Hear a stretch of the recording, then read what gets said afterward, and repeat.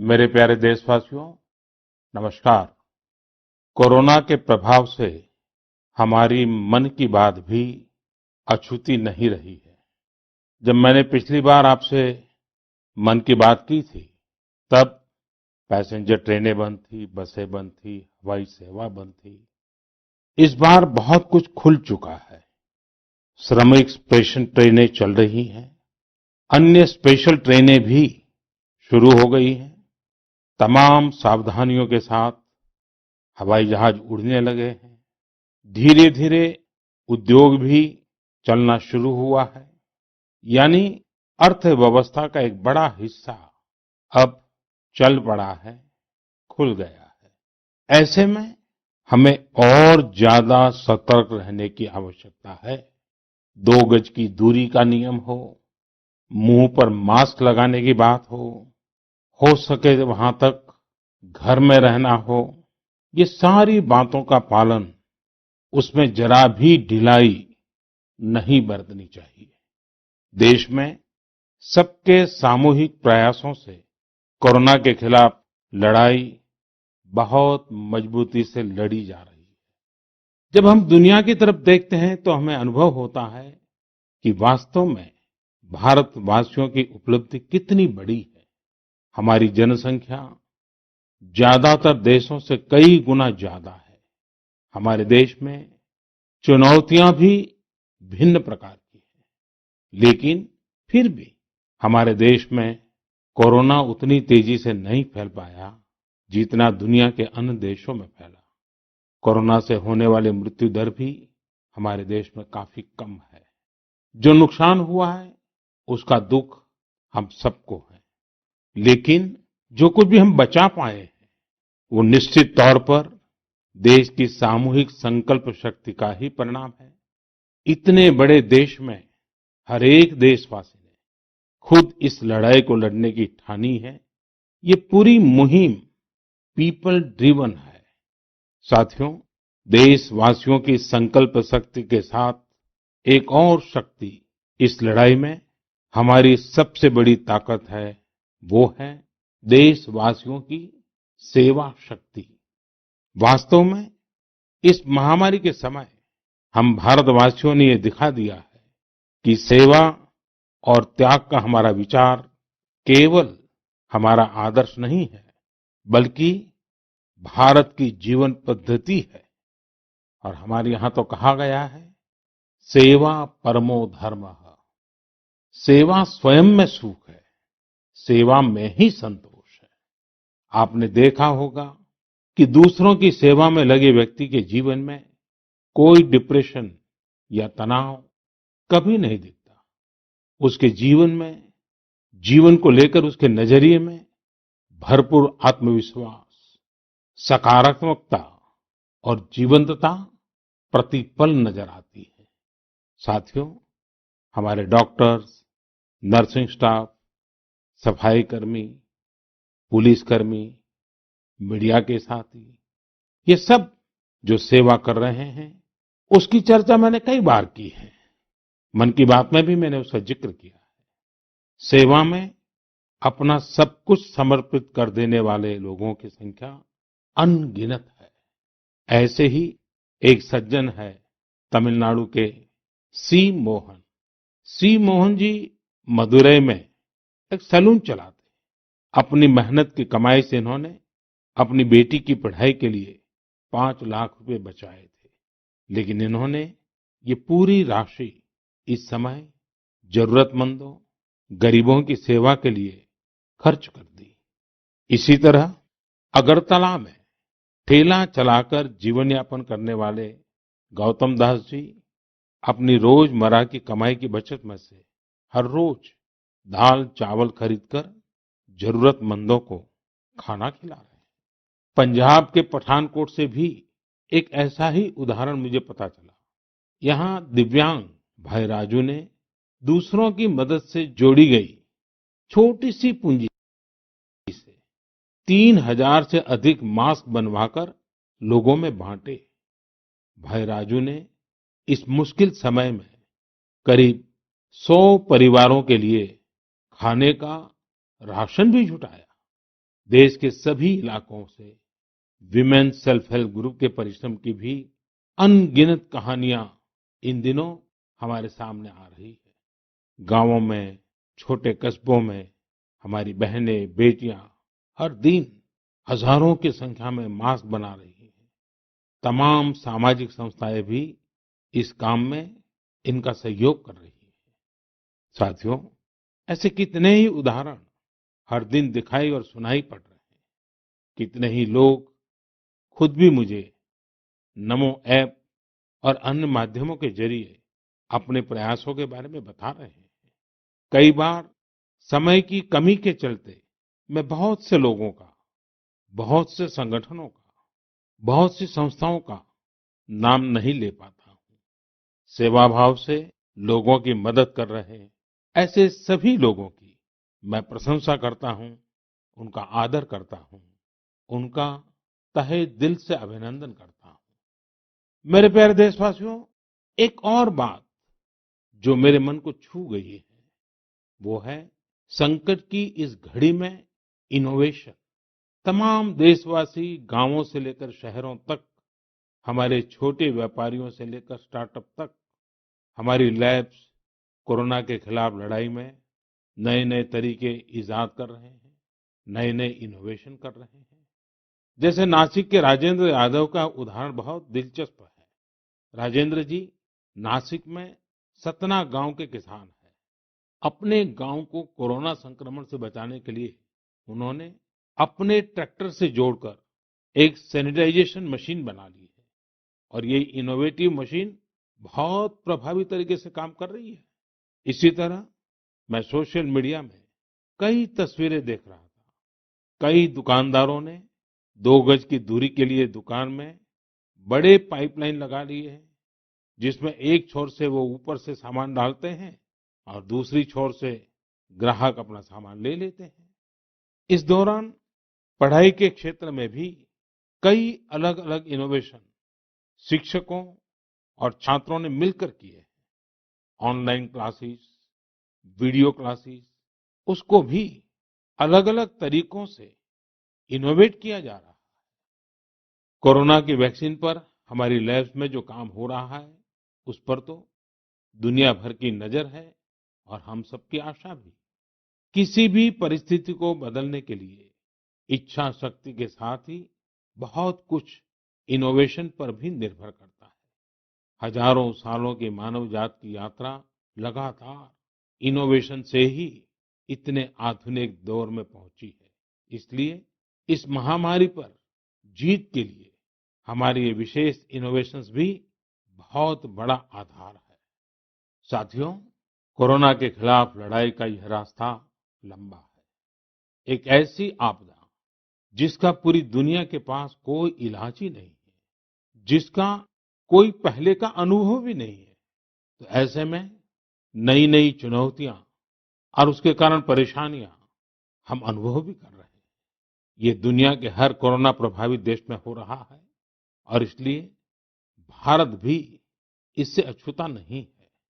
हमारे देश में भी कोई वर्ग ऐसा नहीं है जो कठिनाई में ना हो, परेशानी में ना हो। और इस संकट की सबसे बड़ी चोट अगर किसी पर पड़ी है तो हमारे गरीब, मजदूर, श्रमिक वर्ग पर पड़ी है।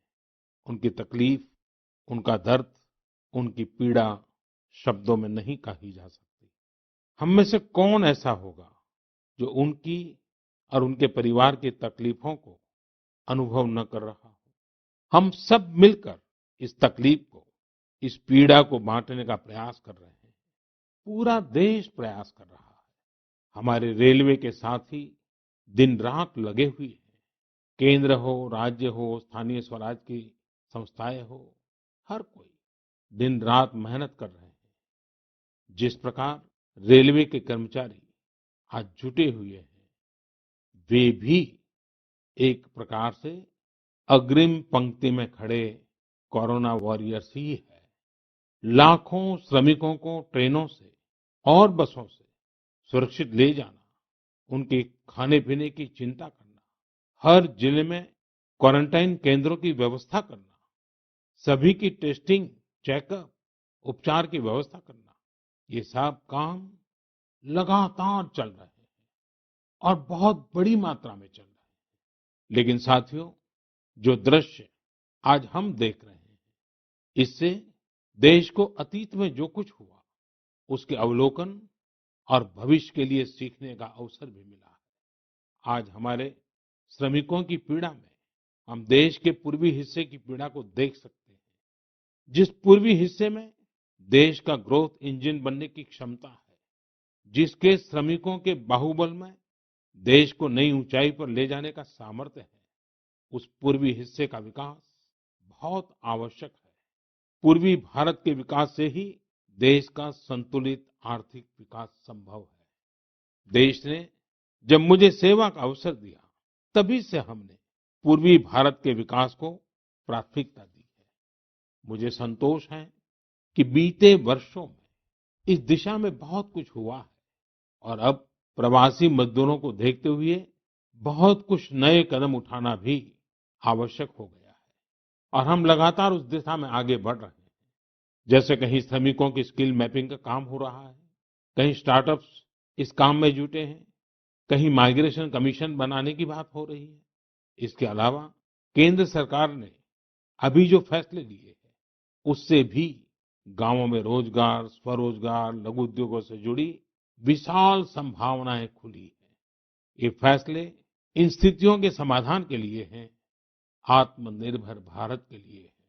अगर हमारे गांव आत्मनिर्भर होते, हमारे कस्बे, हमारे जिले, हमारे राज्य आत्मनिर्भर होते, तो अनेक समस्याओं ने वो रूप नहीं लिया होता, जिस रूप में वो आज हमारे सामने खड़ी है। लेकिन अंधेरे से रोशनी की ओर बढ़ना मानव स्वभाव है। तमाम चुनौतियों के बीच मुझे खुशी है कि आत्मनिर्भर भारत पर आज देश में व्यापक मंथन शुरू हुआ है। लोगों ने अब इसे अपना अभियान बनाना शुरू किया है। इस मिशन का नेतृत्व देशवासी अपने हाथ में ले रहे हैं। बहुत से लोगों ने तो ये भी बताया है कि उन्होंने जो जो सामान उनके इलाके में बनाए जाते हैं, उनकी एक पूरी लिस्ट बना ली है। ये लोग अब इन लोकल प्रोडक्ट्स को ही खरीद रहे हैं और वोकल फॉर लोकल को प्रमोट भी कर रहे हैं। मेक इन इंडिया को बढ़ावा मिले, इसके लिए सब कोई अपना अपना संकल्प जता रहा है। बिहार के हमारे एक साथी श्रीमान हिमांशु ने मुझे नमो ऐप पर लिखा है कि वो एक ऐसा दिन देखना चाहते हैं जब भारत विदेश से आने वाले आयात को कम से कम कर दे। चाहे पेट्रोल, डीजल, ईंधन का आयात हो, इलेक्ट्रॉनिक आइटम्स का आयात हो, यूरिया का आयात हो या फिर खाद्य तेल का आयात हो। मैं उनकी भावनाओं को समझता हूँ। हमारे देश में कितनी ही ऐसी चीजें बाहर से आती हैं जिन पर हमारे ईमानदार टैक्स पेयर्स का पैसा खर्च होता है, जिनका विकल्प हम आसानी से भारत में तैयार कर सकते हैं। असम के सुदीप ने मुझे लिखा है कि वो महिलाओं के बनाए हुए लोकल बैम्बू प्रोडक्ट्स का व्यापार करते हैं और उन्होंने तय किया है कि आने वाले 2 वर्ष में वे अपने बैम्बू प्रोडक्ट को एक ग्लोबल ब्रांड बनाएंगे। मुझे पूरा भरोसा है आत्मनिर्भर भारत अभियान इस दशक में देश को नई ऊंचाई पर ले जाएगा। मेरे प्यारे देशवासियों, कोरोना संकट के इस दौर में मेरी विश्व के अनेक नेताओं से बातचीत हुई है। लेकिन मैं एक सीक्रेट जरूर आज बताना चाहूंगा। विश्व के अनेक नेताओं की जब बातचीत होती है, तो मैंने देखा इन दिनों उनकी बहुत ज्यादा दिलचस्पी योग और आयुर्वेद के संबंध में होती है। कुछ नेताओं ने मुझसे पूछा कि कोरोना के इस काल में ये योग और आयुर्वेद कैसे मदद कर सकते हैं।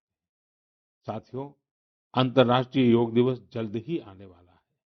योग जैसे जैसे लोगों के जीवन से जुड़ रहा है, लोगों में अपने स्वास्थ्य को लेकर जागरूकता भी लगातार बढ़ रही है।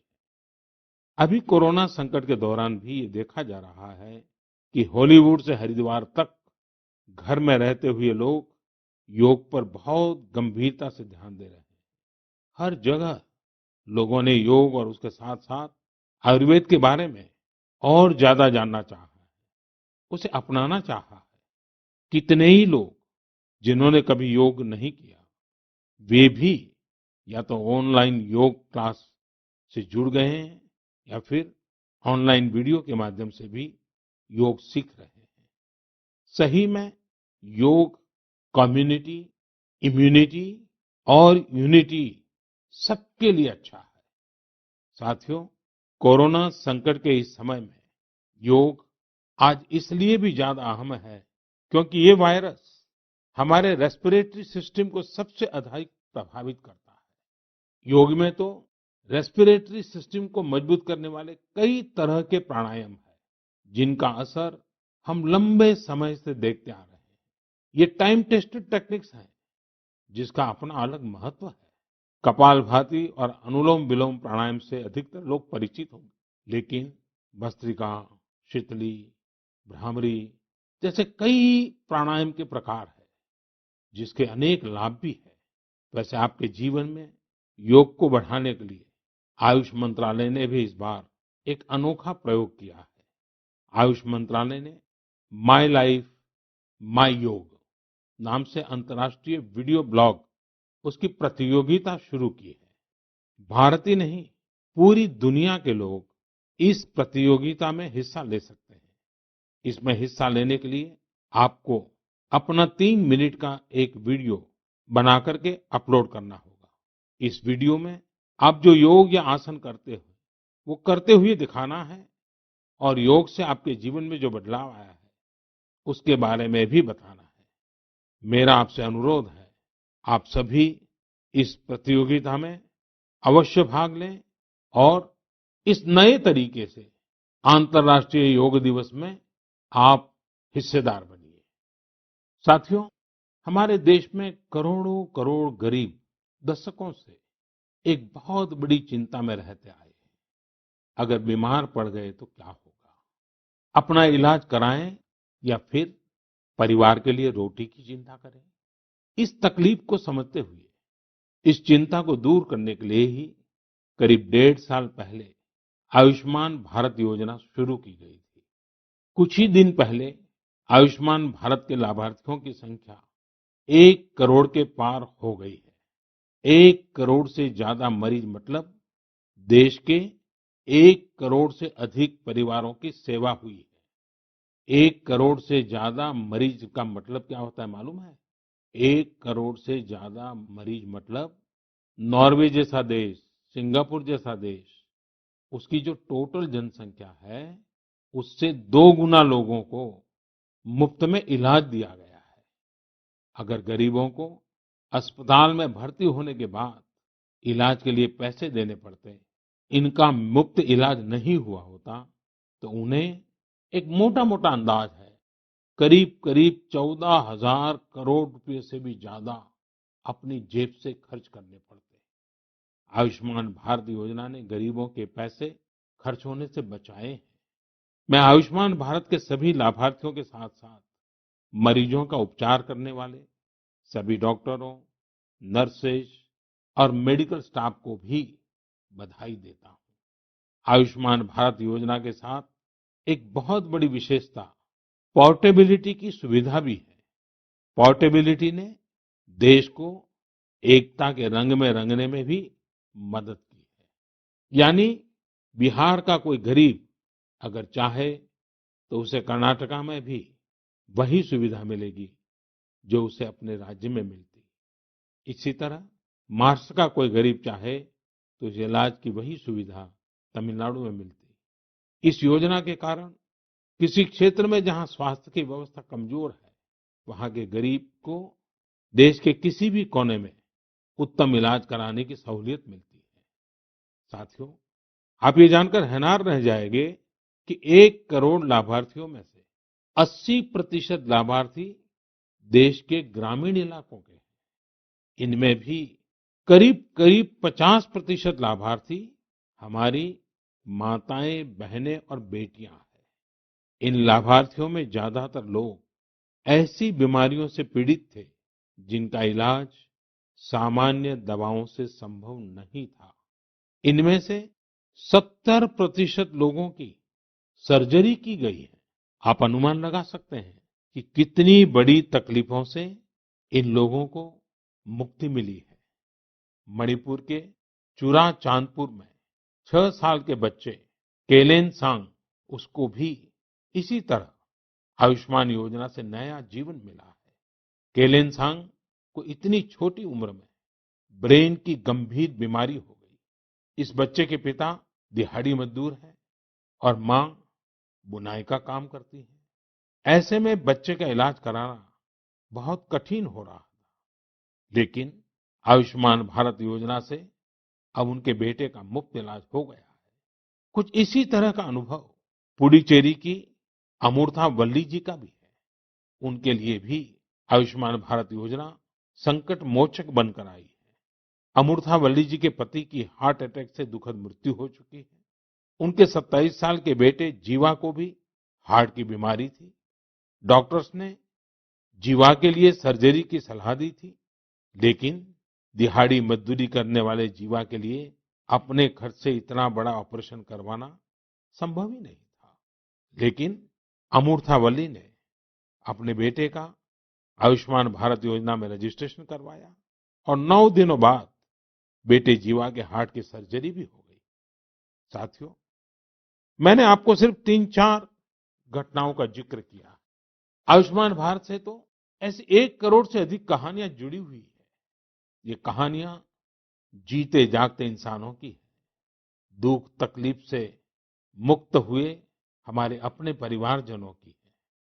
आपसे मेरा आग्रह है, कभी समय मिले तो ऐसे व्यक्ति से जरूर बात करिएगा जिसने आयुष्मान भारत योजना के तहत अपना इलाज कराया हो।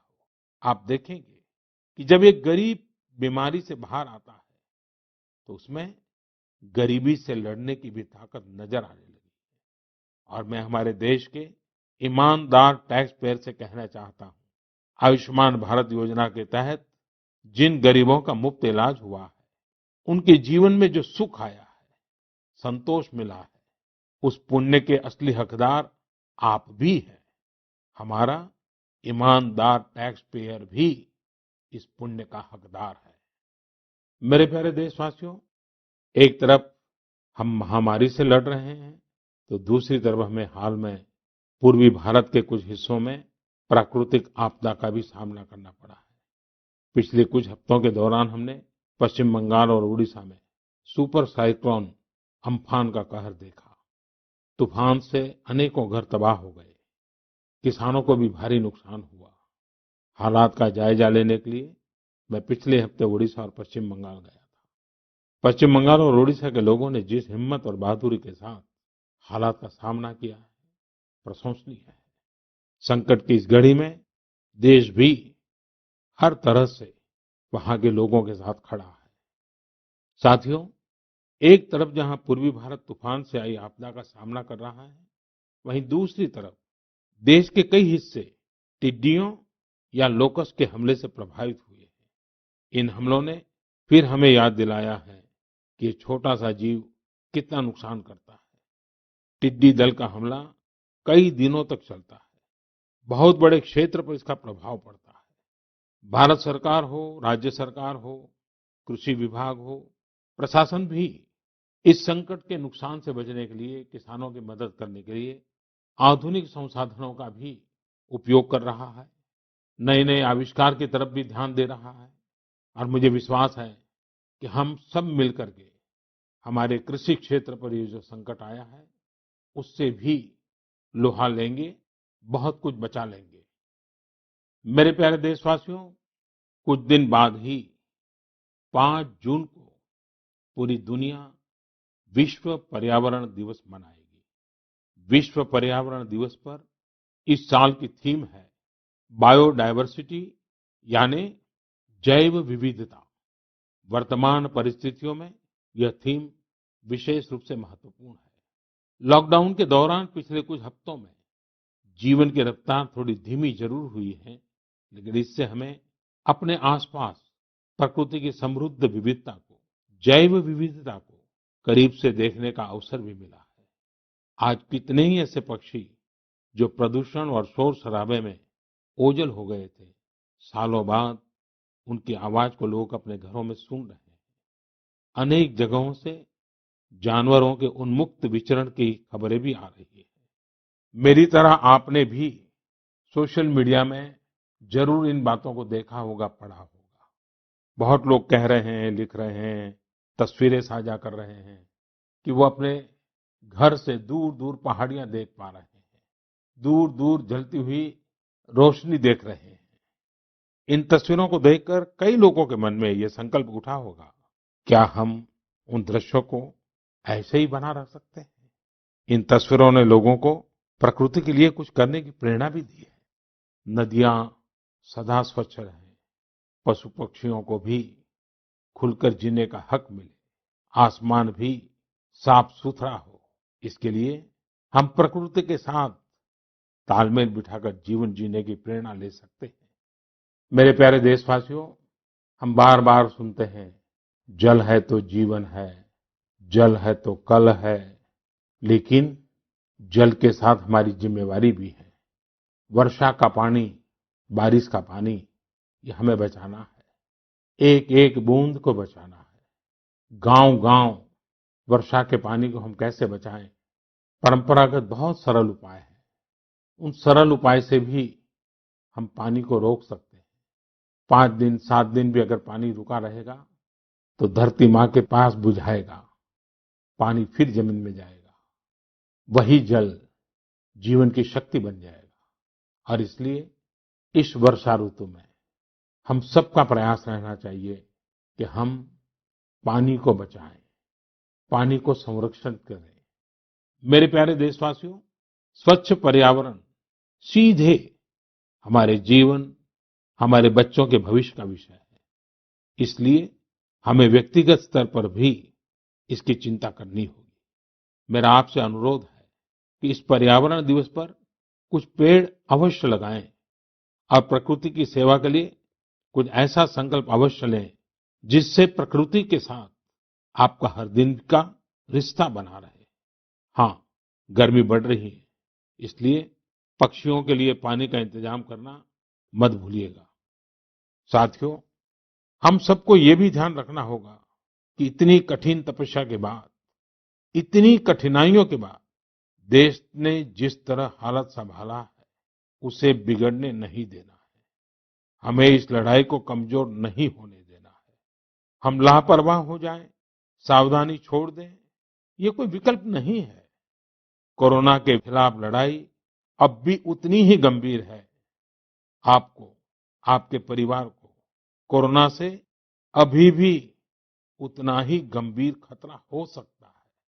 हमें हर इंसान की जिंदगी को बचाना है।